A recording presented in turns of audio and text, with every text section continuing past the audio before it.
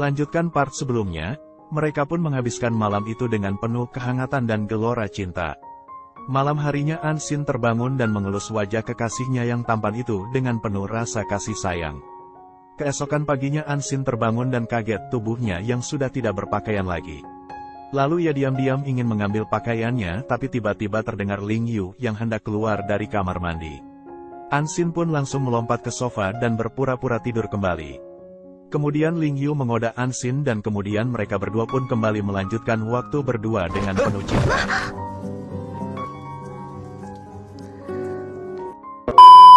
Sesaat kemudian Ling Yu keluar kamar untuk menemui seseorang karena pemilik penginapan yang mengatakan bahwa ada seorang pria yang sedang mencarinya dan ternyata itu adalah Anseng.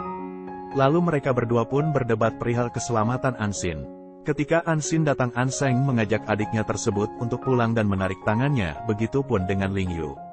Kemudian Ansin naik ke mobil Ling Yu, lalu Anseng pun tiba-tiba ikut menaiki mobil Ling Yu tersebut dikarenakan mobilnya mengalami kerusakan. Sesampainya di rumah, Anseng terkejut karena mengetahui adiknya bermesraan semalaman dengan Ling Yu di penginapan. Anseng hanya tidak ingin Ansin dimanfaatkan, tetapi adiknya itu meminta Anseng untuk lebih mengenal Ling Yu dan tidak berburuk sangka padanya. Dalam hal ini tentu dia harus memilih antara Anseng dan Ling Yu. Namun sepertinya Anseng terlihat kecewa, lalu ia pun pergi untuk minum-minum sendiri di kafe. Bahkan ia melihat wanita lain di sana yang mencoba mendekatinya sebagai sosok Ansin.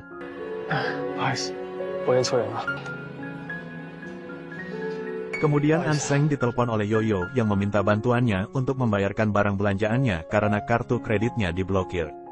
Setelah selesai pembayaran semua barang di tempat perbelanjaan itu, sebagai imbalannya Yoyo pun mengajak Anseng menonton film ke bioskop. Anseng pun menyetujuinya. Anseng merasa sedih saat menonton karena ingat dirinya yang juga sedang menunggu seseorang seperti tokoh utama di film tersebut. Yoyo langsung merasa percaya diri ketika Anseng mengatakan ada yang ia sukai. Keesokan harinya saat di kantor, Ansin mengemasi barang-barangnya karena akan mengundurkan diri dari perusahaan tempat ia bekerja yang baru beberapa hari ia jalani. Di sisi lain, Ling Yu merasa khawatir jika lamaran Ansin ke perusahaan lain tidak akan berjalan mulus disebabkan latar belakang akademisnya.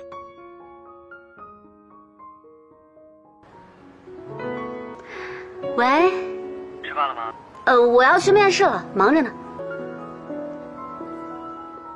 Saat Ansin sampai di rumah, dia sangat senang karena Ling Yu telah membawakannya makanan serta persediaan obat-obatan.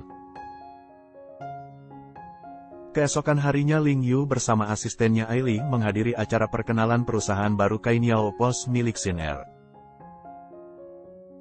Setelah acara itu selesai, Sin Er pun menyusul Ling Yu dan mereka pun berbicara di dalam mobil.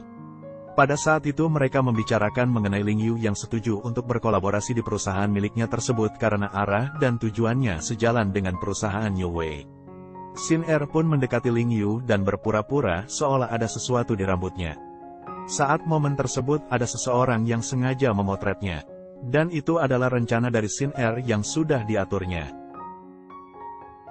Mengenai foto itu pun tersebar di media sosial dan sampai ke Ansin yang sedang berada di mobil bersama Anseng.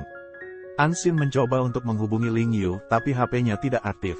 Kemudian Ansin dan Anseng pergi menemui mereka berdua di acara tersebut.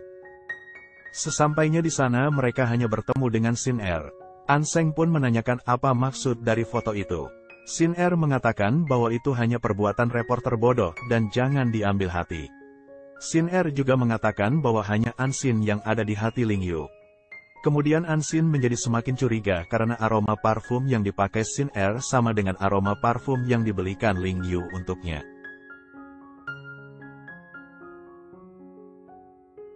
Setelah itu Anseng pun membawa pergi adiknya main ke pantai untuk menenangkan sejenak pikirannya. Anseng pun mencoba menghibur Ansin, dia pun berjanji tidak akan membiarkan Ansin terluka lagi. Tak lama setelah itu Ling Yu pun datang menyusul mereka. Ia ingin menjelaskan tentang apa sebenarnya yang telah terjadi antara dirinya dan Sin Er. Anseng pun buru-buru mengajak Ansin pergi dari sana, tapi tiba-tiba Ansin melihat Ling Yu sempoyongan lalu terjatuh pingsan. Ansin langsung berlari menolongnya.